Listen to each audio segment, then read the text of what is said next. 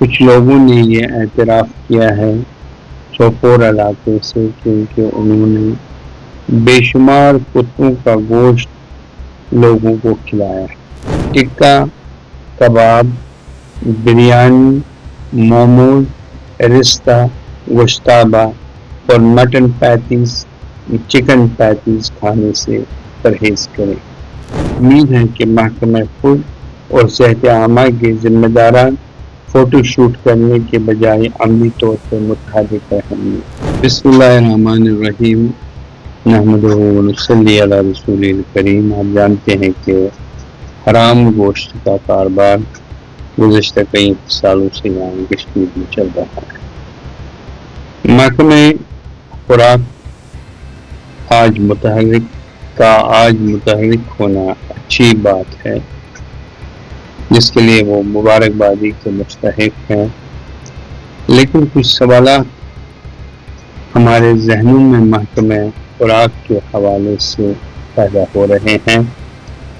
آج تک ان افراد کے خلاف کارروائی کیوں نہیں عمل میں لائی گئی جو اس کام کو سر انجام دے رہے ہیں؟ ایڈمنسٹریشن کی جانب سے کتنے افراد کے خلاف کارروائی ہوئی، FIR لانچ درج ہوئے، کتنے لوگوں کو گرفتار کیا گیا اور کتنے لوگوں کی فیکٹریوں کو سیل کیا گیا، اس کی تفصیل آج تک کیوں نہیں جاری کی گئی؟ کچھ ایسے معلومات مجھ تک ابھی وصول ہوئے اور یہ معلومات کچھ لوگوں نے مجھے فراہم کی۔ ان کی تفصیل اس طرح ہے کہ کچھ لوگوں نے یہ اعتراف کیا ہے سوپور علاقے سے کیونکہ انہوں نے بے شمار کتوں کا گوشت لوگوں کو کھلایا ہے۔ وہ آج بقول اس انفارمیشن کے تائید ہو رہے ہیں اور اس خبر کی ابھی تک تائید نہیں ہوئی ہے، تاہم مجھے یہ سب بتایا گیا۔ آپ جانتے ہیں کہ ہماری بیٹیاں جو ہے پولیکسٹک اووری سنڈروم ایک بیماری ہے جس کو PCOS بھی کہتے ہیں، اور جس کا براہ راست تعلق غلیظ اور سڑے ہوئے کھانے سے ہوتا ہے۔ یہ ہماری بچیوں میں ہے اور لاتعداد ہے، اور چھوٹے چھوٹے بچے جو ہے وہ کینسر کی جیسی مہلک بیماریوں میں مبتلا ہے۔ میں یہاں کے لوگوں سے بالخصوص مسلمانوں سے یہ گزارش کرنا چاہتا ہوں کہ ٹکا، کباب، بریانی، موموز، رستہ، گوشتابہ اور مٹن پیٹیز، چکن پیٹیز کھانے سے پرہیز کریں۔ مرغا خریدتے وقت اس بات کو یقینی بنائیں کہ ذبح شرعی طریقے سے آپ کے سامنے ہوں۔ بریانی اور وازوان کے لیے استعمال میں لائے جانے والے کیمیکل کلرز کی جانچ پڑتال ہونی چاہیے تاکہ لوگ مہلک بیماریوں میں مبتلا ہونے سے بچ جائیں۔ مجھے امید ہے کہ محکمہ فوڈ اور صحت عامہ کے ذمہ داران فوٹو شوٹ کرنے کے بجائے عملی طور پر متحرک رہیں گے تاکہ ایسے واقعات رونما نہ ہوں۔ حلال و حرام کا خیال رکھنا مسلمانوں کی اپنی ذمہ داری ہے۔ مسلمان کسی بھی صورت میں حرام نہیں کھا سکتا ہے، نہ حرام کما سکتا ہے اور نہ حرام پہ اکتفا کر سکتا ہے۔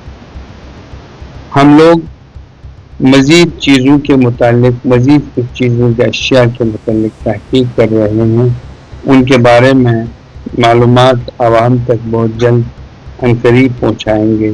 ہم امید کرتے ہیں کہ وزیر اعلیٰ ہو، وزیر صحت ہو اور ایڈمنسٹریشن کے ذمہ داران ہوں، اس معاملے کے بارے میں احکامات لیے جانے کے سلسلے میں عوام کو جو کچھ انہوں نے اقدامات لیے ہیں عوام کو باخبر کریں گے۔ تغافل شاعری سے وابستہ افراد اور حرام گوشت اور مرغ کا کاروبار کرنے والے افراد کے خلاف کارروائی اور آئندہ کے اقدامات کے بارے میں لوگوں کو باضابطہ طور پہ آگاہ کیا جائے گا کہ میں صرف اور صرف حرام گوشت کی بات کر رہا ہوں، وہ گوشت جو باہر سے آ رہا ہے، باہر کی منڈیوں سے یہاں بھیجا جا رہا ہے۔ اور ہم نے باضابطہ طور پہ محکمہ خود کے ذمہ داران سے یہ گزارش کی ہے کہ آپ لکھن پور پہ ایک چیک پوسٹ کا قیام عمل میں لائیں اور امپورٹ یہاں پہ جو گوشت ہو رہا ہے یا جو مرغ ہو رہے ہیں ان پہ فوری طور پہ پابندی لگا دی جائے۔ جب پابندی لگا دی جائے بلکہ یہ بھی ضروری ہے کہ فوڈ جو دوسرے اشیاء جو یہاں آتے ہیں اس پہ ایکسپائری ڈیٹ حلال ہے حرام ہے یہ سب دیکھیں، اس کا باضابطہ، یعنی کہ اس میں بھی ڈائری فوڈ پروڈکٹس ہیں، وہ میں ان کی بات کر رہا ہوں کیونکہ ہم نے دیکھا کہ 2-3 دن سے کچھ اس میں سوشل میڈیا پہ ہمیں کچھ چیزیں ایسی دیکھنے کو ملی کہ کچھ لوگ ضائع کر رہے ہیں جو ڈیری پروڈکٹس تھے، ان کے بارے میں بھی حلال اور حرام کا شبہ ہو سکتا ہے کہ کن کا دودھ ہے، کن سے لیا گیا ہے، لہذا اس کی تحقیق ہونی چاہیے۔ ہم یہ چاہتے ہیں کہ میں یہ لوگوں سے یہ کہنا چاہتا ہوں کہ آپ باہر کی چیزوں پہ اکتفا کرنے کے بجائے اپنی جانب سے ان چیزوں کو بنائیں اور ان کا استعمال کریں۔